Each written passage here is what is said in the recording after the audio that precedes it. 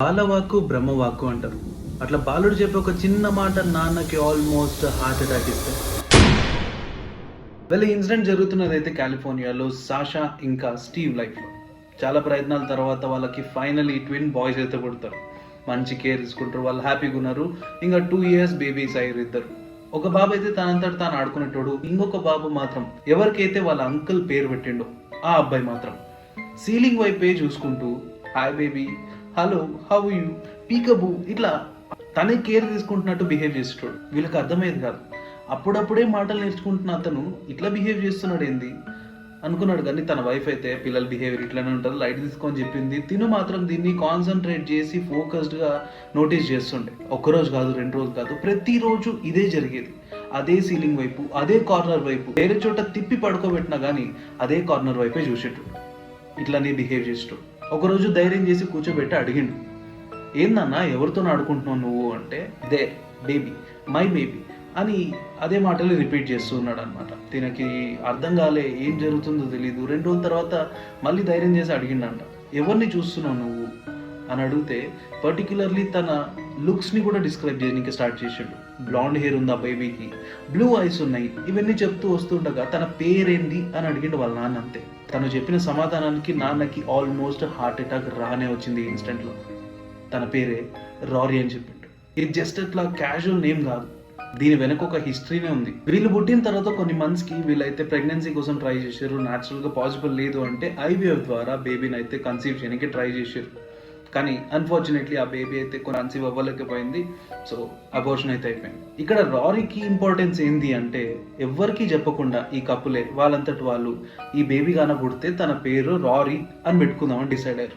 ఈ విషయం ఫ్రెండ్స్కి కానీ ఫ్యామిలీ మెంబర్స్కి కానీ ఈ ఇద్దరు పిల్లల ముందు కానీ మెన్షన్ చేసిందే లేదు. మరి అబ్బాయికి ఆ పేరు ఎట్లా తెలిసింది, ఎవరితో ఆడుకుంటున్నాడు, ఈ ప్రశ్నలన్నీ మైండ్లో అట్లా రివాల్వ్ అవుతూనే ఉన్నాయి. చలో, ఈ బేబీ అయితే పుట్టలేదు, మరి ఇంకొక ప్రయత్నం అయితే చేద్దాము అనుకుని డాక్టర్ దగ్గరికి పోతే, ఈ ఇన్సిడెంట్ తర్వాత IVF ద్వారా మీరు ట్రై చేసిర్రు, కుదరలేదు కాబట్టి మీకు జస్ట్ 1% ఛాన్స్ ఉంది న్యాచురల్గా ప్రెగ్నెంట్ అవ్వడానికి అని చెప్పింటారు. సో వీళ్ళు వృధా ప్రయత్నం చేస్తూ కొద్ది రోజుల తర్వాత వాళ్ళ వైఫ్కి అయితే ఒంట్లో బాగాలేకపోవడం, డాక్టర్ దగ్గర పోయే ముందు ఒక ట్రయల్ అయితే చేద్దాం, నిజంగా ఇది ప్రెగ్నెన్సీనేమో, ఈ నాజియాకి దీనికంతా కారణం అని చెప్పేసి ప్రెగ్నెంట్ కిట్ అయితే ఇంటికి తీసుకొస్తారు. తను వాష్రూమ్కి వెళ్ళి ప్రెగ్నెన్సీ కిట్ని ఇట్లా బయటికి తీసుకొచ్చి గుడ్ న్యూస్ చెప్పబోతుంది. అంతలో ఈ అబ్బాయి పరిగెత్తుకుంటూ పోయి వాళ్ళ మదర్ బెల్లీని కిస్ చేసి హాయ్ బేబీ అని చెప్తాడు. ఇక్కడ రెండో షాక్ తగులుతుంది వాళ్ళ నాన్నకి. సరే, తన ప్రెగ్నెన్సీ అయితే కంటిన్యూ అవుతుంది, ఈ స్ట్రేంజ్ బిహేవియర్ ఇట్లానే కంటిన్యూ అవుతుంది, ఏం చేయాలో అర్థం కావట్లేదు. ఫాదర్ అయితే దీన్ని నెగ్లెక్ట్ చేస్తూనే వస్తుంది. కొద్ది రోజుల తర్వాత వాళ్ళ వైఫ్ మెంటల్ హెల్త్ బాగుండాలి, ప్రెగ్నెన్సీ కదా అని చెప్పేసి వెకేషన్ అయితే ప్లాన్ చేస్తాడు.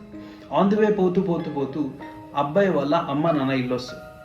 సరే, అక్కడ వెళ్తున్నాం కదా, ఎట్లో వీళ్ళ మామ ఫోటో, ఎవరికైతే తిన పేరు పెట్టినామో ఆ మామ ఫోటో అయితే చూపిద్దాం అన్నట్టు ఇంట్లో అడుగు పెడుతుండగానే డోర్ ఓపెన్ చేయగానే ఇప్పటిదాకా ఆ అబ్బాయి తన ఫోటో కానీ తన ఆనవాళ్ళు కానీ ఎప్పుడూ చూసింది లేదు. ఫర్ ద ఫస్ట్ టైం ఆ ఇంట్లో అడుగు పెడుతున్నాడు.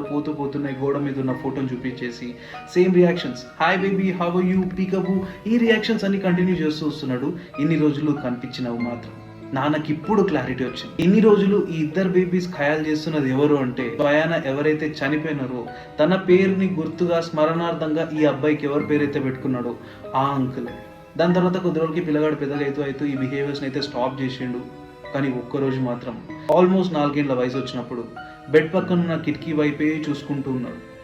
ఏం కనిపిస్తుంది అన్న అంటే, రారీ పేరు చెప్పి ఒక ఆవుల్ని అయితే చూపించాడు. నిజంగా రారీనా? తన సిబ్లింగ్స్ని ఎత్తుక్కుంటూ రారీ పదే వస్తున్నాడా?